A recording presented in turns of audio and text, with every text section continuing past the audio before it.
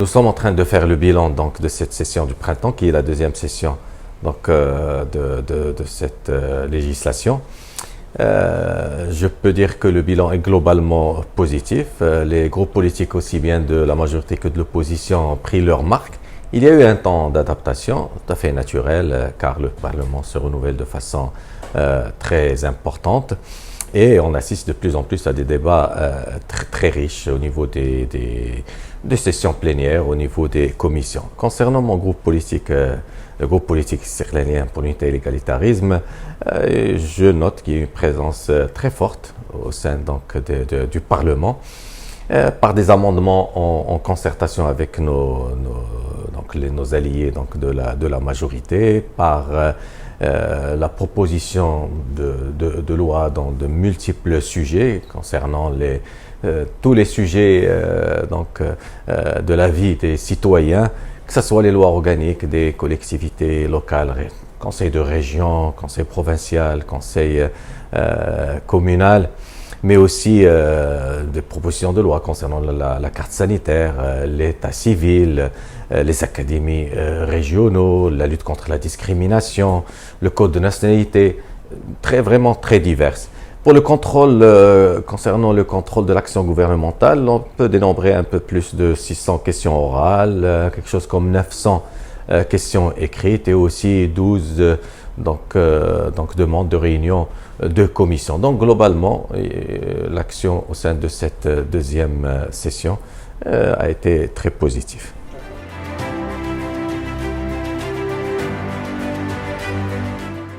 Le règlement interne ne prévoit pas la présence ou l'ouverture systématique des travaux des commissions à la presse. Mais le bureau des commissions a toute l'attitude de s'ouvrir à la presse le moment voulu. Il faut dire qu'avec l'expérience de la Covid et le travail à distance et l'ouverture des travaux des commissions au public, a été très positive, avec un suivi vraiment extraordinaire de la part de l'opinion publique des travaux au sein des commissions de Parlement, qui est le travail le plus important, il faut le rappeler, dans l'action parlementaire. Donc personnellement, je suis favorable à que ça soit l'habitude, que l'ouverture des travaux des commissions à la presse soit la règle, et bien sûr, dans une situation exceptionnelle, que ce soit l'exception d'avoir des travaux à huis clos.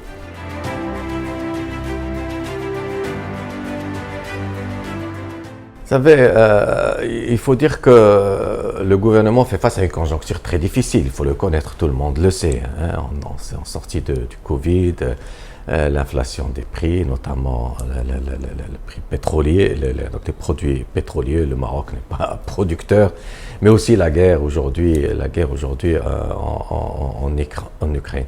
Donc effectivement, la conjoncture est difficile. Le gouvernement a une feuille de route. Il y a quand même une prise de conscience importante pour remédier un petit peu et pour atténuer l'impact de ces phénomènes externes sur le pouvoir d'achat des citoyens. Un certain nombre de mesures ont été prises qu'on peut relater.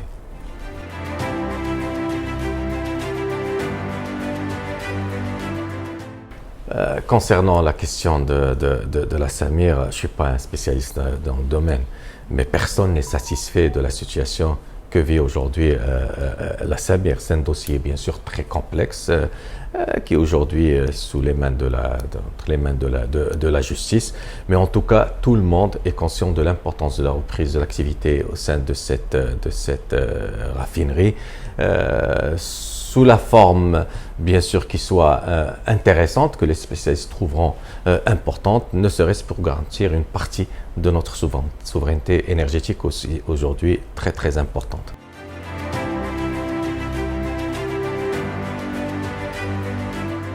Vous savez, pour la santé, le champ de la santé n'a cessé de s'élargir ces dernières décennies. Le Maroc a beaucoup changé, avec un développement important et surtout des changements démographiques. On est passé d'une société jeune à une société de plus en plus vieille, des changements comportementaux. On a plus le même mode de vie et pas nécessairement le meilleur pour la santé, des changements socio-économiques, environnementaux. Mais tout ça a nécessité une révision un petit peu de notre système de santé. Concernant un système de santé en général, et pour revenir à l'histoire, paradoxalement, le Maroc a connu ses meilleures réussites dans le domaine sanitaire en post-indépendance en investissant le peu de moyens dont il disposait sur la prévention et le mode de vie et la promotion du mode de vie sain. Ne serait-ce que pour le plan national d'immunisation ou la planification familiale, ce qui nous a permis une amélioration extraordinaire de l'espérance de vie à la naissance, la quasi-éradication des maladies transmissibles. Mais petit à petit, un petit peu ce système de santé, de plus en plus, s'est orienté beaucoup plus vers une médecine plus curative et bien sûr avec une attraction toute naturelle à une médecine de pointe qui coûte bien sûr très cher. Notre ministère s'est transformé finalement en un ministère de soins, gérant des hôpitaux de plus en plus nombreux, mais surtout de plus en plus engorgés jusqu'à l'étouffement. Et donc, il y a eu une prise de conscience donc, de réformer en profondeur la santé. Et je souligne l'appel solennel de Sa Majesté, déjà en 2008, appelé à une refonte en profondeur donc, de notre système de santé. Et le terme est très, très important et très significatif. C'est-à-dire qu'on ne parle pas plus de réformettes ou de stratégies aussi divergentes les unes que des autres, mais surtout une refonte donc, en profondeur. Mais il y a eu le Covid et il a fallu vivre une situation aussi difficile avec ses répercussions individuelles et collectives pour prendre conscience encore une fois de l'importance de la santé et qu'il ne faut jamais la prendre pour acquise. La santé est un bien, une ressource de développement importante pour l'individu et la société.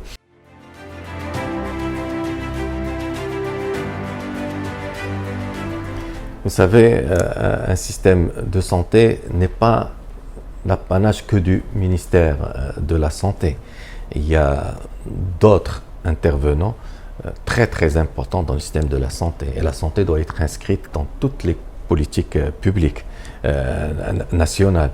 Et donc cette haute autorité de santé qui est attendue depuis bien longtemps, où tous ces intervenants pourront s'exprimer, aura la tâche de faire le suivi, l'accompagnement de la mise en place de cette loi cadre, le déploiement de l'assurance maladie obligatoire et aussi faire le suivi d'une bonne répartition donc, de l'offre de soins, la qualité des prestations et un certain nombre donc, d'actions. Le ministère de la Santé ne peut plus prodiguer les soins, faire son audit, faire son programme lui-même, c'est-à-dire être juge et partie. Donc, on a besoin d'une instance supérieure qui puisse orienter et même faire le suivi de l'action donc du ministère de la Santé et des autres ministères.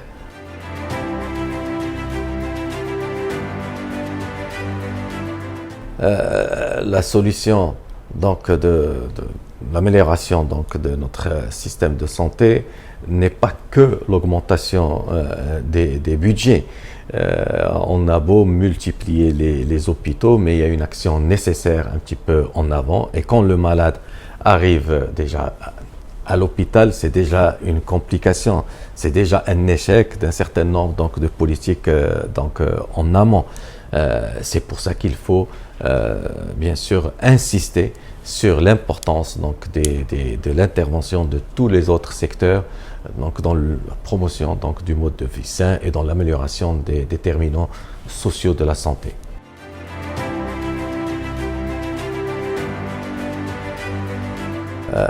Une agence nationale du médicament était nécessaire et il est évident que c'est très important qu'elle soit dotée d'autonomie financière et administrative. Elle aura pour charge de coordonner les opérations de développement et de mise en œuvre de la politique médicamenteuse nationale, assurer la disponibilité et aussi veiller à la qualité des médicaments et aussi faire la promotion des médicaments génériques et à leur qualité. C'est très important pour réduire un petit peu les coûts de cette couverture médicale universelle et bien sûr assurer une certaine souveraineté médicamenteuse nationale appelée par tout le monde. Je peux dire que le mode de gestion actuel est pour une meilleure gouvernance.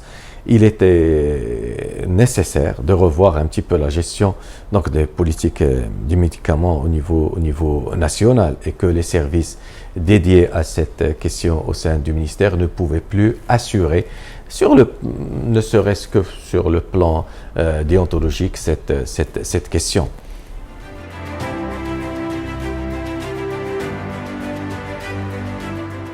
La question de substitution de médicaments qui fait débat depuis bien longtemps au sein de la profession médicale existe bien sûr dans un certain nombre de pays. Mais pour cela, il faut avoir les garde-fous nécessaires. Je suis sûr qu'avec l'Agence nationale des médicaments et le travail qu'elle va effectuer concernant la bioéquivalence des médicaments, c'est une question qui peut très bien être réalisable les années à venir.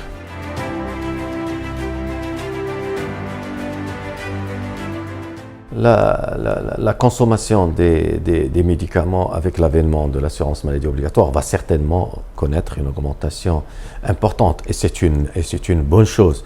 Pour cela, il faudra absolument encourager le développement des produits génériques. C'est très important pour réduire les coûts et la charge pour la couverture médicale. Et aussi développer encore plus et encourager l'industrie pharmaceutique nationale qui était un fleuron de l'industrie il y a quelques années.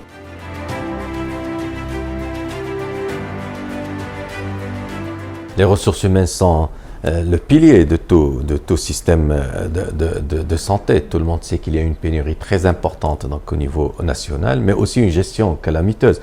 Pas par rapport aux gestionnaires qui gèrent un petit peu les ressources humaines au sein de nos départements, mais une gestion structurelle très, très difficile. Donc il était très important d'avoir une fonction publique sanitaire pour donner les outils aux gestionnaires de mieux gérer un petit peu ces ressources humaines et aussi rendre cette fonction publique attractive en valorisant un petit peu le travail des médecins, des techniciens de santé au sein des structures de santé et rentabiliser encore plus ces ressources humaines au sein de ces établissements.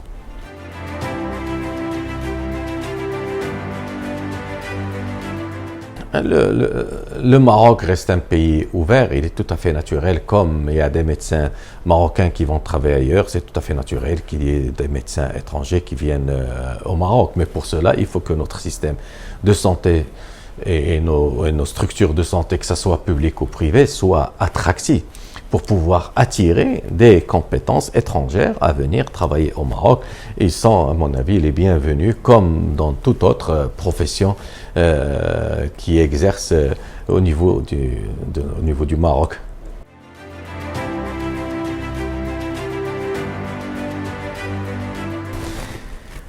On aspire tous à une assurance médicale universelle, équitable, et donc le choix par le malade de son médecin reste nécessaire. Donc à nous tous de faire preuve d'intelligence pour réussir le meilleur modèle possible du partenariat public-privé.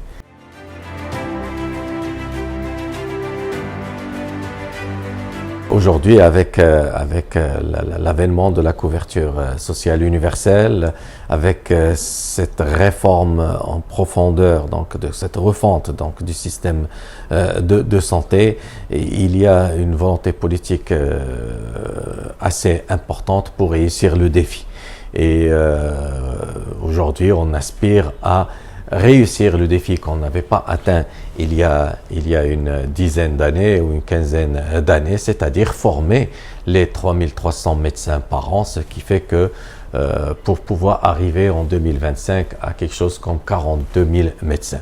Le gap reste encore important pour arriver au seuil recommandé par l'OMS, mais ce serait déjà un très bon résultat si on arrive à atteindre ces objectifs.